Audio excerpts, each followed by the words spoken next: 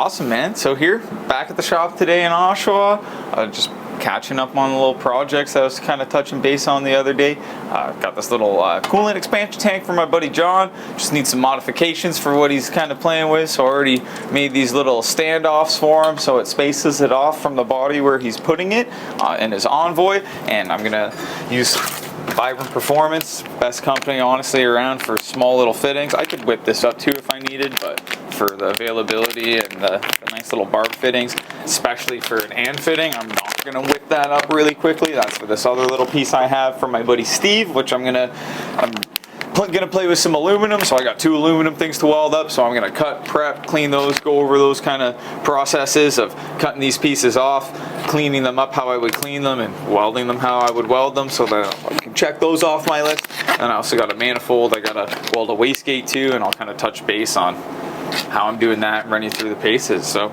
yeah, I'm gonna drill this out. I'm sure Matt's gonna get some photos of drilling some holes. Everybody likes some holes. I like holes, drilling holes and stuff.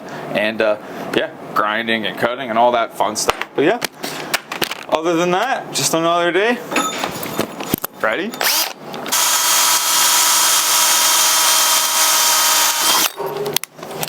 Beautiful.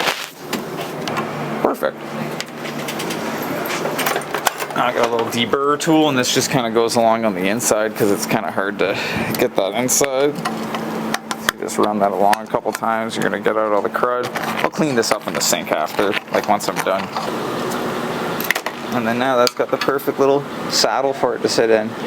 You know, I'll throw a tack on it, line it all up. Again, I'm not too worried about like the I'll put it back, sorry. Not too worried about the cleanliness of it right now. You can always drill it out more and put it more down, but I like to have like this little saddle body, and then at least like when he pushes the hose, it can have like a nice ridge.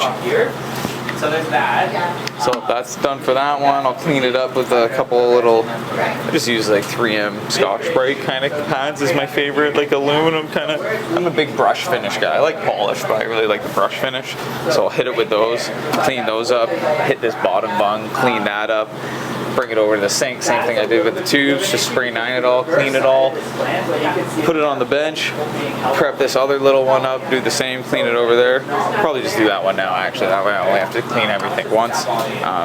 And then yeah, turn the, I don't know, kind of explain the aluminum welding difference versus DC welding on the TIG welder, because I got to change it over from the setup that I'm running right now to weld aluminum, because it's a little bit different. But yeah. So that would be switching the polarity of the machine, Switching right? the polarity, and then same with the head and nozzle and gas flow and everything that I'm using, like amperage that I'm using. Yeah, aluminum uses a lot more amperage to weld. A lot more amperage, and then you have like frequency and then a cleaning balance. Okay. It's something that is effective in aluminum welding, so you can change your amount of cleaning that the arc has. The frequency will change how broad of an arc spread that it is, depending on the higher or lower frequency. And that's kind of what I was explaining before about the Everlast and Miller machines. The main difference that I found is like everything's reverse from like what I knew, so it's like I had to like relearn everything again in terms of the balance and the frequency settings on the machine and just the cleaning operations that they do. But yeah, dude, just trying to run you through kind of what goes through my head and all the little steps I'm doing. So same thing, bring this one over, I'll grind this one off.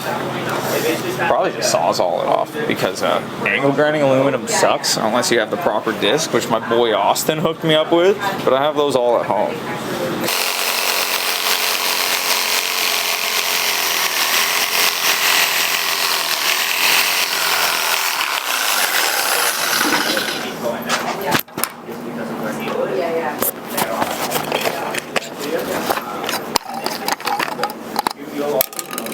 Do you use an angle grinder like that? Oh yeah, I grab the disc and, oh yeah. You know, but same thing, at home I have 3 or 4 angle grinders, one with a wire wheel, one with a zircon disc, one with a cutting disc, and one with a grinding disc. When you see a guy toss a disc on like that, you know he knows. You know he knows an angle grinder or two. Yeah. So that,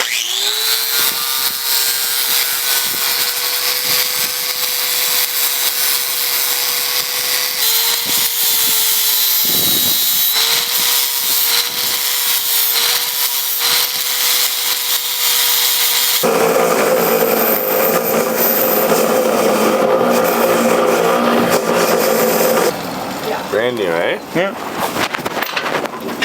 Just throw that there, Mike. That was a good catch. Thanks, dude. Awesome. You're good to pull it on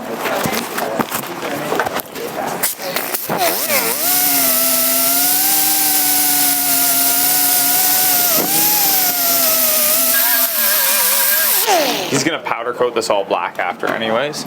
So normally I would like do the whole thing and then I'd brush the whole thing with Scotch-Brite if he just like left it with me to kind of do my thing, but I'm just gonna leave it like that. Same with this. This looks good as it is. I'm just gonna clean it up a little bit with this Scotch-Brite pad and then I'll clean everything and then it's welding time.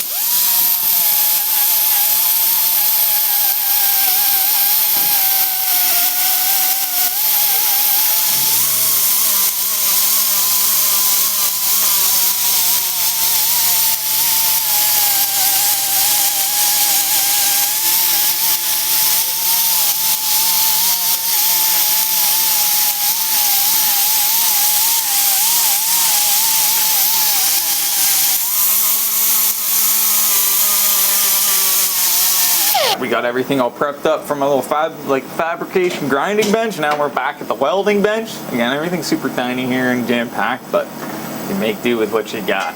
So yesterday we were welding stainless. So with TIG welding, you have DC welding and AC welding. AC welding is for aluminum. DC welding is going to be for your stainless and mild steel, stuff like that.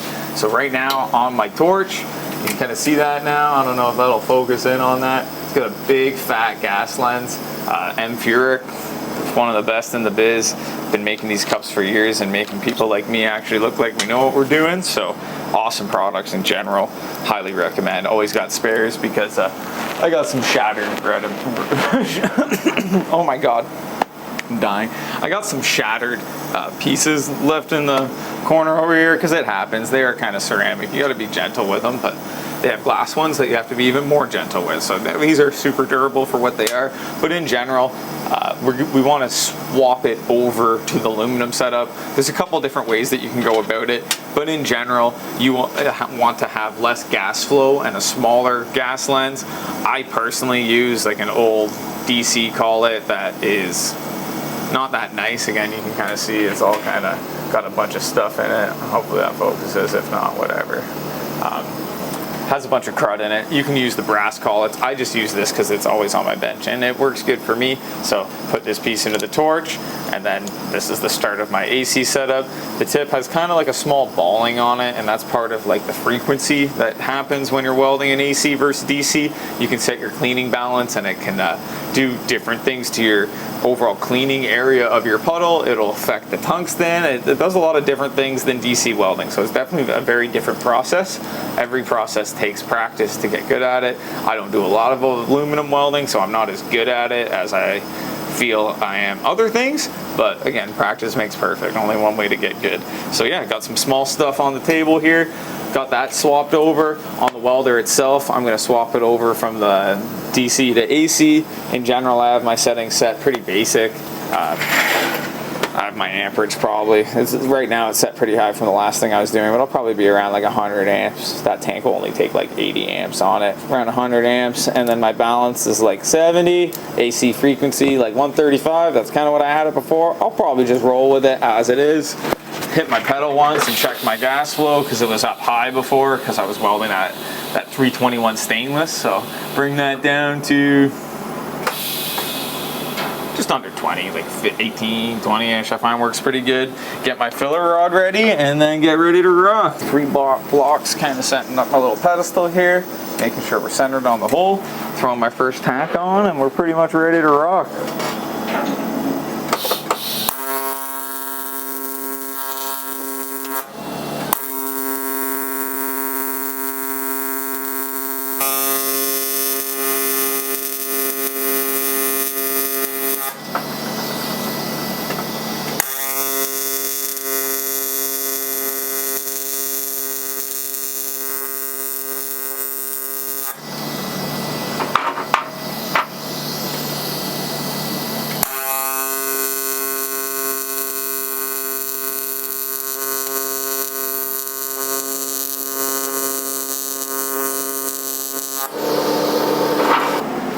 Awesome, Matt. So that's a wrap for today's small little aluminum projects. Just drilling some holes, prepping it, welding it up. phone the customers, let them know it's all ready. This piece, I still have to finish a manifold for my buddy Purdy, so we're gonna go over that after. This one, I'll phone my buddy John, Oshawa Cletus, tell him he can come grab his tank, go send it off, get it powder coated, and keep on ripping. So yeah, just another day, just playing with stuff, and again, it never ends, as you can kind of tell. So until we catch you on the next one, like, comment, subscribe, let us know if you like it, let me know if you hate it and I suck. Just, I don't care, let me know. We need all the criticism we can get, and we're just gonna keep trying to pump out videos with the help of Matt here. He's killing it, he's motivated, just like I'm motivated to make shit. So teamwork makes the dream work, right, buddy? Right on, man. Yeah, again, thanks guys very much. Appreciate actually the constructive criticism in the comments. You know, we do take it, we do listen to it, we try and improve each time. You know, we're still figuring out some audio things, but yeah, videos will only get better, I can say that. 100%, only way to go.